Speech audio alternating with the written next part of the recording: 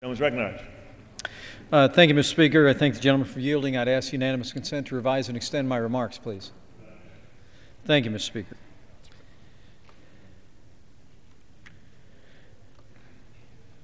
Well, it's truly remarkable to come to the floor on what may be the second to last day of a long summer session and only be considering the second out of the 12 appropriations bills that Congress historically has spent the entire summer considering.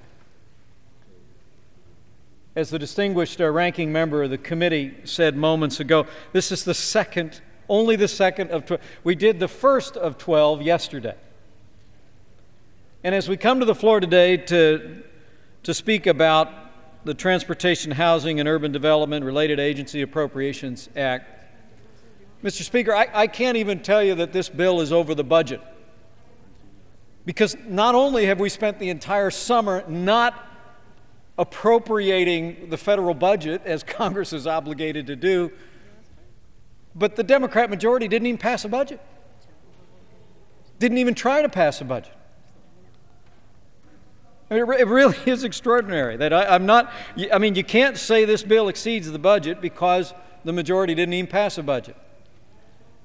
But now I heard the distinguished chairman of the full committee, who has my respect, gentleman from Wisconsin, refer to this bill as fiscally responsible.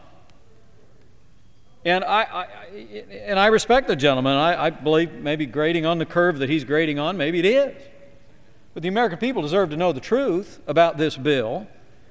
It is, in fact, this bill does spend less than 1% less than last year's bill. But what they're kind of leaving out of the fine print is last year's bill was a 23% increase from the previous year.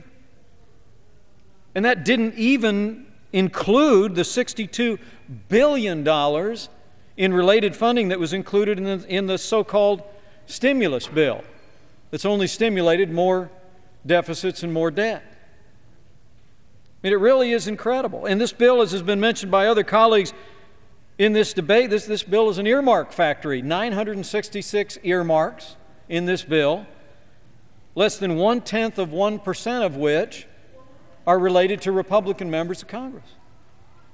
In fact, the House Republicans made a decision to refrain from submitting earmarks altogether because we believe the American people are tired of borrowing and spending as usual in Washington, D.C. They're tired of an earmarking culture and a favor factory here in Washington, D.C.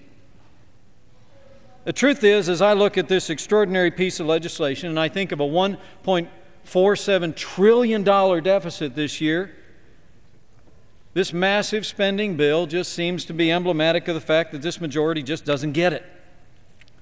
They don't understand that the American people are bone weary of deficits and debt and spending as usual, and they long for leadership in Washington, D.C. that's willing to play it straight, make the hard choices, and this fall they'll have an opportunity to elect a majority that'll do just that. Members are advised to follow the limits on time, please. We'd be glad